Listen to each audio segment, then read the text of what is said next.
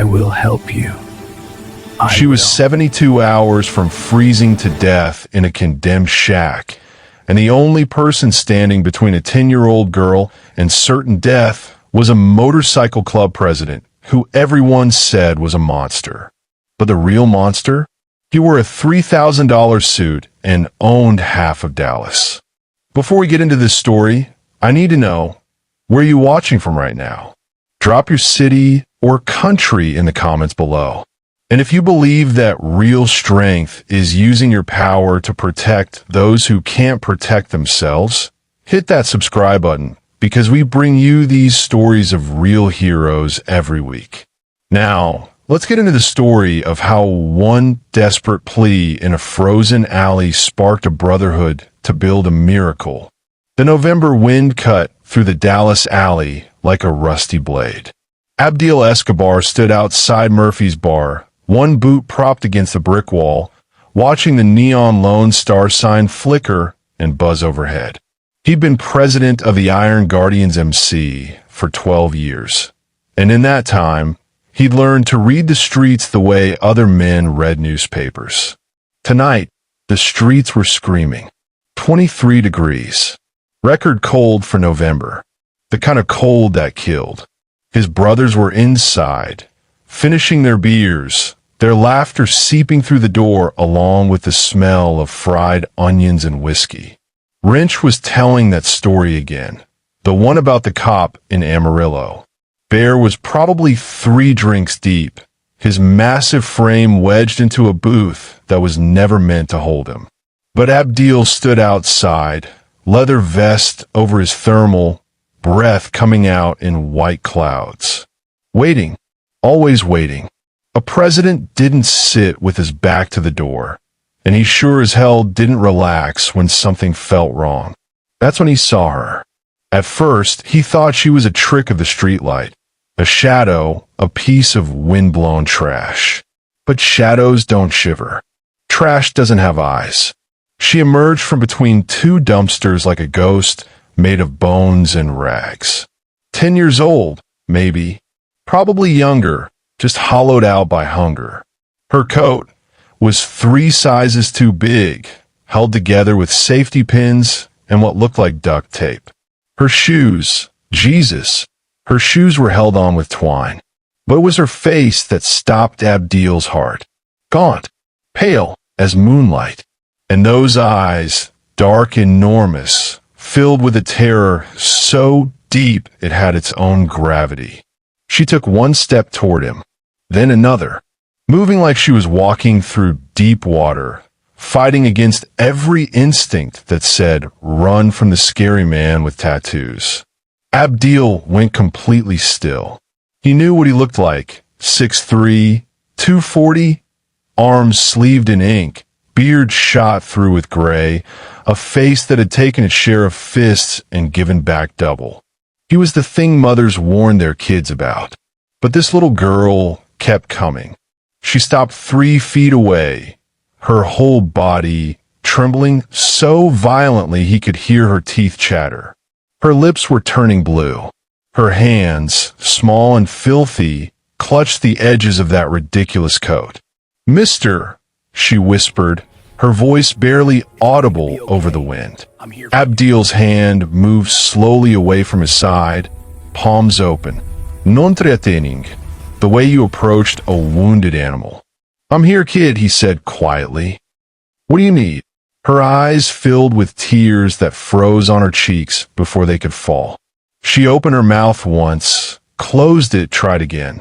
When the words finally came out, they hit Abdiel like a freight train. "Please." Her voice cracked. "Please keep me safe." The world stopped. The neon sign stopped buzzing. The wind stopped howling. The door to Murphy's swung open behind him, Bear's booming laugh cutting off mid-sentence as he saw what his president was seeing. Abdiel stared at this tiny, freezing ghost of a girl, and somewhere deep in his chest, in a place he thought had turned to scar tissue years ago, something cracked wide open. He didn't know her name yet, didn't know her story, Didn't know about the condemned shack or the dying grandmother or the monster in the expensive suit who wanted them both dead. All he knew was that 4 words had just changed everything. Behind him, he heard Wrench and Bear step outside, their boots crunching on frost. They saw the girl. They saw Abdiel's face. And without a single word spoken, 3 men wearing the patch of the Iron Guardians made the same silent vow. Whatever it takes. The girl swayed on her feet, hypothermia seconds from pulling her under. "What's your name, sweetheart?" Abdiel's voice was gentle as he'd ever made it. "Oh, Onyx," she stuttered through blue lips. "Okay, Onyx. My name's Abdiel. These are my brothers." He gestured slowly toward Bear and Wrench. "We're gonna help you. But first, I need you to tell me." A sound cut through the alley. A car door slamming. Close. Too close.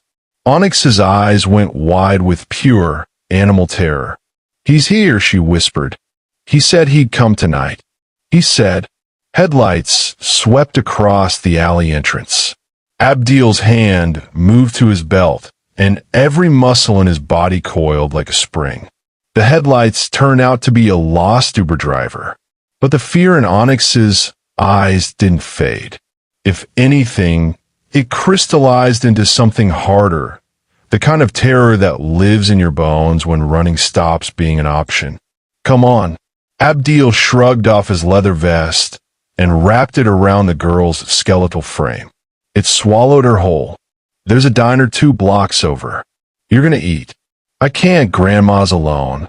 "We'll check on Grandma," Bear rumbled, his voice surprisingly gentle for a man who looked like he ate nails for breakfast. "But first you eat. Can't help nobody if you freeze to death." Rosie's Diner was the kind of place that had been serving coffee and pie since Eisenhower. The waitress, an older woman named Delilah, took one look at Onyx and didn't ask questions, just brought hot chocolate, chicken soup, and a grilled cheese without waiting for an order. Onyx ate like she was afraid the food would vanish, like she'd forgotten what full felt like. The 3 bikers sat across from her in the cracked vinyl booth, silent giants creating a wall between her and the world. Wrench cracked his knuckles, a nervous habit. Bear's jaw was clenched so tight Abdiel could see the muscle jumping. "Tell us," Abdiel said quietly when she'd finished the soup. The story came out in fragments. Broken pieces of a nightmare. Her parents, gone 3 years, car accident on I-35. Her grandmother Loretta, the only family she had left, worked as a seamstress until arthritis twisted her hands into claws. They'd lost their apartment 6 months ago. Now they were squatting in an abandoned property on the east side, a condemned shack that should have been demolished years ago. "There's a man," Onyx whispered, her small hands wrapped around the hot chocolate mug, like it was the only warm thing in the world. "Mr. Croft. He owns the land. He wants us gone." "What?" Wrench leaned forward. "If it's condemned, he's gonna build something there.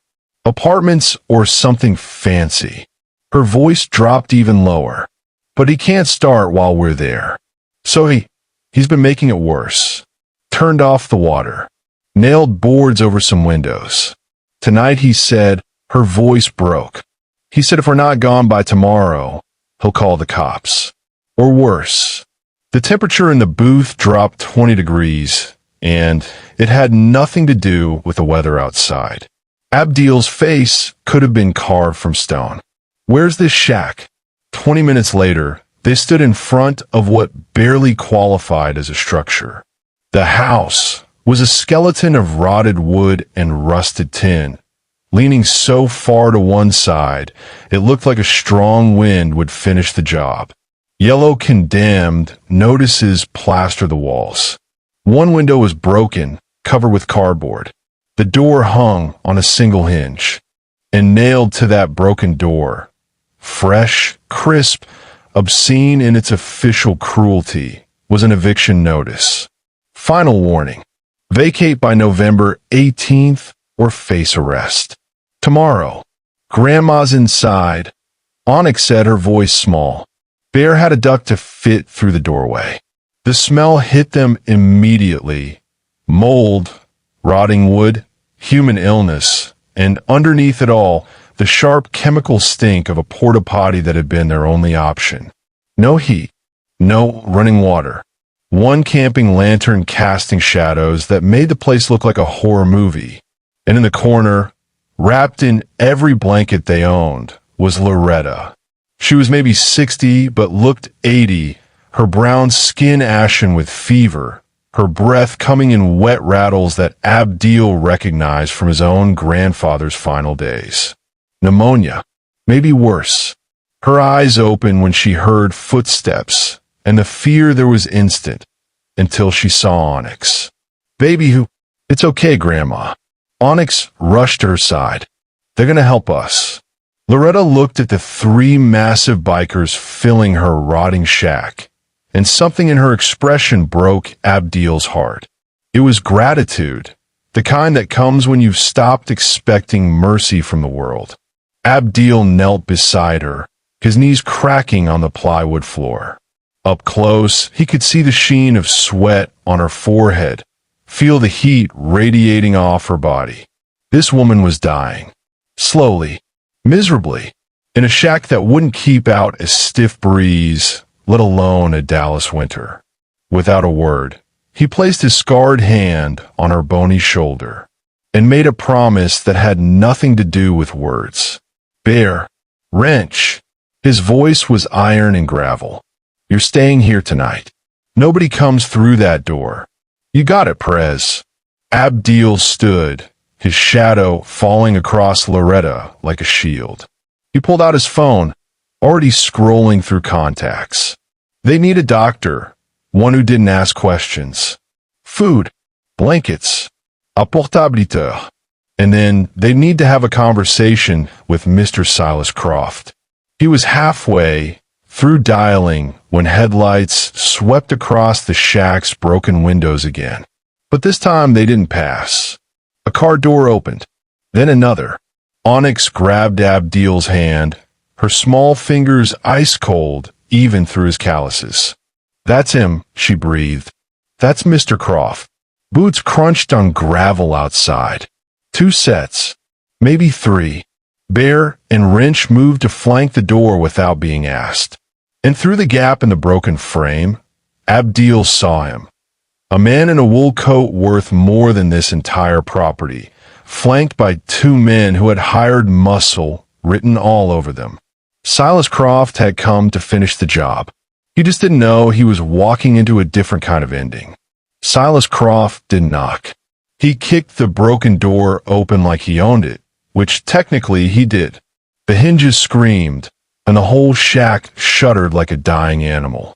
Well, his voice was silk wrapped around razors. Looks like the trash decided to bring him more trash. He was 50-something, with silver hair gelled into submission and a charcoal suit that probably cost what Loretta made in 6 months. His shoes, Italian leather, polished to a mirror shine, didn't belong within 10 miles of this neighborhood. Behind him, his 2 hired goons filled the doorway, all shoulders and cheap cologne. But it was Croft's smile that made Abdil's blood run cold. Not because it was cruel. Cruelty was honest, at least. This smile was corporate, calculated. The smile of a man who'd learned you could destroy people with paperwork instead of fists, and the law would call it business. Mr. Croft. Abdil didn't move from where he stood, positioned between the developer and Loretta's corner. Bear and Wrench flanked him like gargoyles. Little late for a house call. Actually, it's exactly on time. Croft pulled a folded document from his coat pocket, letting it flutter in his manicured fingers. Eviction notice was posted 24 hours ago.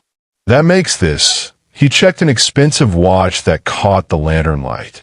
An official trespassing situation. He took a step inside, and the whole shack seemed to shrink around his entitlement. You see these gentlemen here? He gestured to his muscle. "They're witnesses, and when I call Sheriff Morrison, and I will call him, he'll see 3 bikers illegally occupying my property, threatening a legitimate businessman." Threatening. Wrench's voice was dangerously soft. "We're just standing here. For now." Croft's eyes were cold as a January audit. "But we both know what you people are capable of." The word people landed like a slur. Abdil felt Bear tense beside him, heard the creak of leather as Wrench's fists clenched. One word from him, and this would turn into something that ended with sirens and mugshots. But he didn't give that word, because Onyx was watching from beside her grandmother, and this little girl had seen enough violence done in the name of power. "You got the wrong read on this, Croft." Abdil's voice was quiet, but carried the weight of 12 years commanding men who'd seen the worst the world had to offer. "We're not here to threaten you. We're here to protect them." "Protect?" Croft actually laughed, a sound like breaking glass. "From what?" "From the consequences of their own failure." He took another step, close enough now that Abdil could smell his expensive aftershave. "Let me educate you on reality, biker. This woman," he pointed at Loretta without even looking at her, "is squatting on property I purchased legally. She's not paying rent. She's not even supposed to be alive in that corner, based on how she looks." Behind him, Abdil heard Onyx's sharp intake of breath. Croft heard it too, and smiled wider. "That's right, little girl. Your grandma's dying in a condemned shack because she's too stubborn to accept charity and too poor to matter. And by this time tomorrow, you'll both be freezing on a street corner where you belong." Finish that sentence. Abdil's voice dropped to a register that made the temperature in the shack plummet. "I dare you." For the first time, uncertainty flickered across Croft's face. He was used to intimidating single mothers and old men. But standing in a rotting shack at midnight, facing 3 men who looked like they'd been carved from violence and loyalty, that was a different equation. "Sheriff Morrison is on speed dial," Croft said, but his voice had lost some of its silk. "One call, and you're all in handcuffs." "Make the call."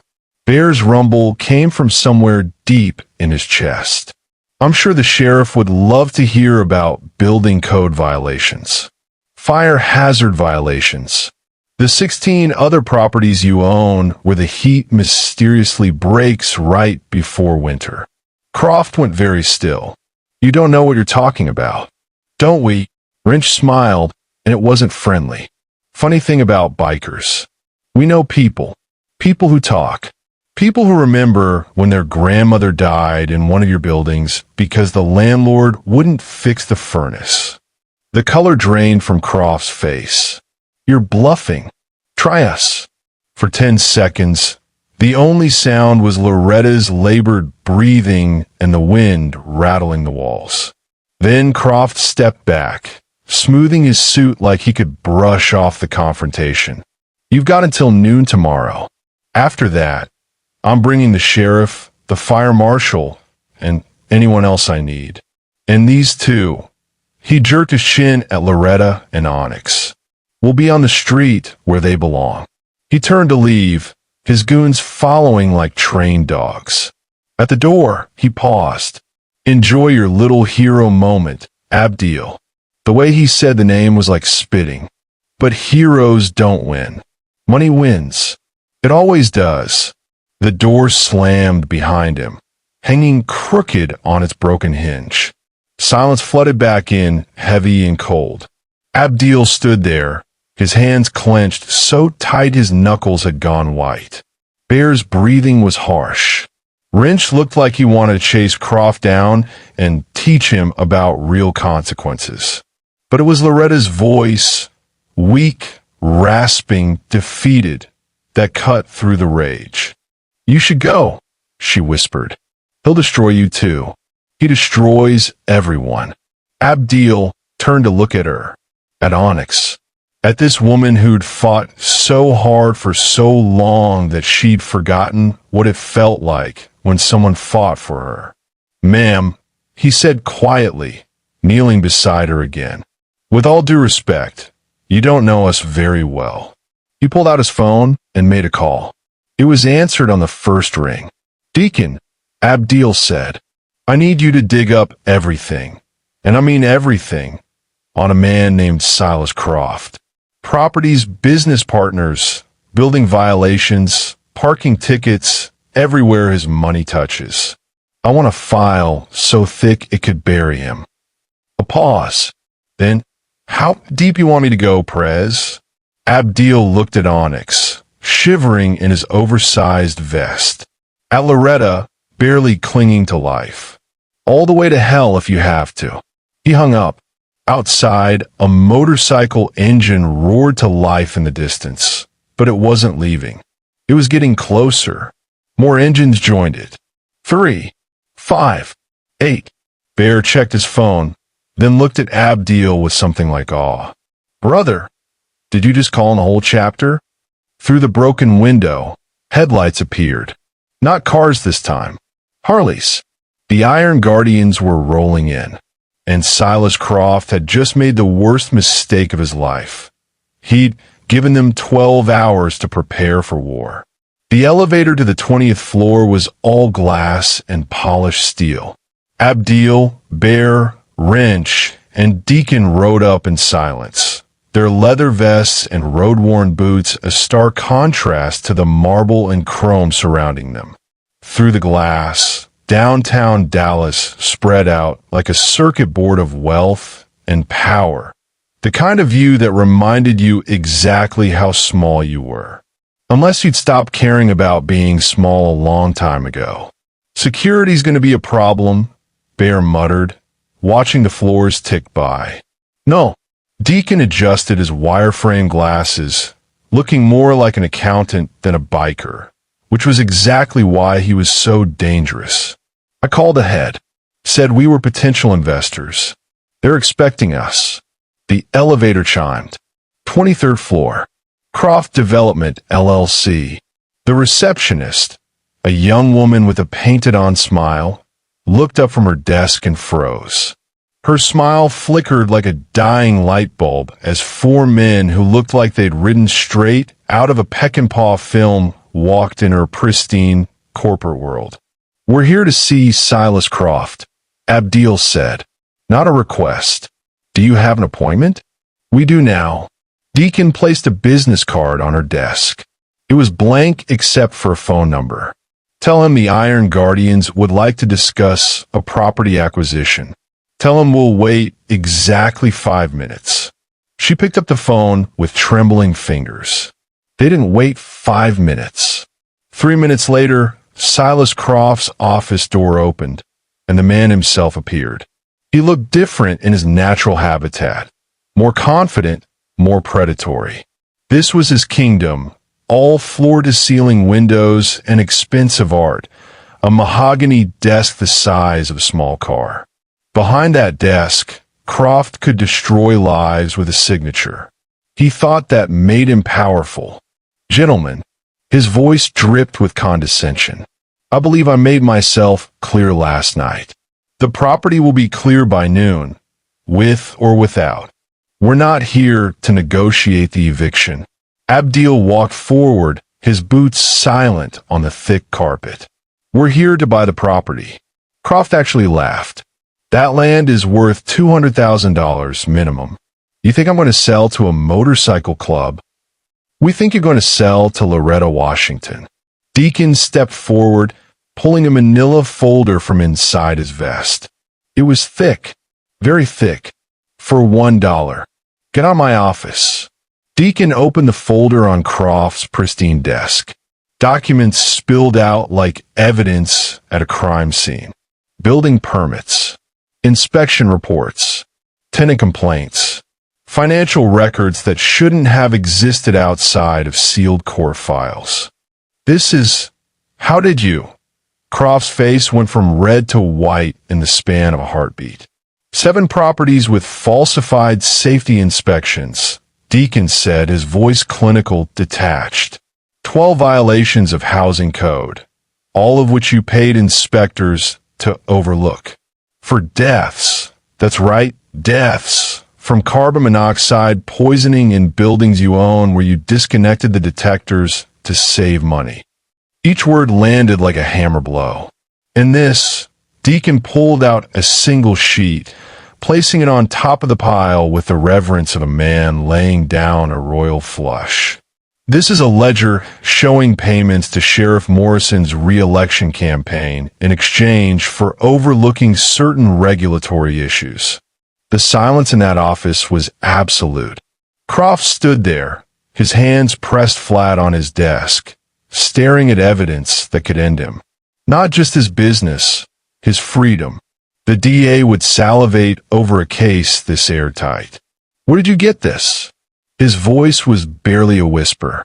Doesn't matter. Abdil leaned forward, his scarred knuckles resting on the desk inches from Croft's manicured hands. What matters is what happens next. You have two choices. He pulled out a single piece of paper, a property deed, already filled out except for one signature. Choice 1. You sign this deed, transferring that worthless plot of land to Loretta, Washington for $1. The land you were going to bulldoze anyway for your luxury condos. You do that. And this, he gestured to the folder, disappears. We never had this conversation. You go back to being a respectable businessman. And choice 2. Croft's jaw was clenched so tight Abdil could see the muscle jumping. Deacon smiled. It wasn't warm. Choice 2. I'll walk this file down to the district attorney's office myself. I've got an appointment with her tomorrow morning. She's very interested in public corruption cases, especially ones this well documented. You're blackmailing me. We're offering you a business transaction, Abdil corrected. $1 for a condemned property you don't need. Seems like a smart deal to me. Croft's hands were shaking now, not from fear, but from rage. Pure, impotent fury at being outmaneuvered in his own office by men he dismissed as thugs. If I sign this, how do I know you won't use that information anyway? Because we're not you. Bear rumbled from behind Abdil. We keep our word. 30 seconds of silence stretched like hours. Then Croft snatched a pen from his desk and scrawled his signature across the deed with enough force to tear the paper. He threw the pen across the office, where it clattered against the window. Get out. Abdil picked up the deed, folded it carefully, and tucked it inside his vest, right over his heart. Pleasure doing business with you, Mr. Croft. They were almost to the door when Croft's voice stopped them, low and venomous. You think you've won something? You think this changes anything? His laugh was broken glass and battery acid. That shack is still condemned. That woman is still dying. All you've done is give them a piece of paper that says they own a pile of rotting wood. Abdil turned back, and the smile on his face was colder than the November wind. You're right about one thing. That shack is worthless. He paused at the door. But the land underneath it? That's going to be worth everything. They were in the elevator, descending, when Wrench finally spoke. Brother, what did you mean by that? About the land being worth everything. Abdil pulled out his phone, scrolling through messages from the night before. Messages from Iron Guardians across 3 states. Messages from suppliers, contractors, electricians, plumbers. Messages from men who'd spent their whole lives being told they were nothing and had learned to build everything anyway. I meant, Abdil said quietly, that by this time next week, there won't be a shack on that property anymore. The elevator hit the ground floor. Outside, 8 more Harleys were waiting, their riders standing at attention. Behind them, a flatbed truck idled, loaded with lumber, tools, and building supplies. There's going to be a home. Deacon grinned. You called in favors from Houston? Houston, Austin, San Antonio. Abdil pushed through the glass doors into the cold morning air. "Called in every favor I've got. Every brother who knows how to swing a hammer. Every supplier who owes us." Bear let out a low whistle. "Brother, do you know what you're starting?" Abdil looked up at that glass tower, where somewhere on the 23rd floor, Silas Croft was probably still shaking with rage. Then he looked at his brothers, not just the 4 who'd come with him, but the dozen waiting by their bikes, and the dozens more already heading toward a condemned lot on the east side. "Yeah," he said, "I know exactly what I'm starting." He swung his leg over his Harley. "Let's go build something that matters." The engines roared to life like thunder, and downtown Dallas had never heard anything like it. But back at the shack, Onyx sat beside her grandmother, holding the old woman's hand. And she had no idea that right now, an army of leather-clad angels was riding toward her with hammers instead of swords. If you believe that real heroes don't wear capes, they wear leather vests and show up with sledgehammers when someone needs a home, then like and share this story. Subscribe now for more stories about the kind of family that's forged in loyalty, not blood. Also check out the 2 videos showing on the screen right now, specially crafted for you.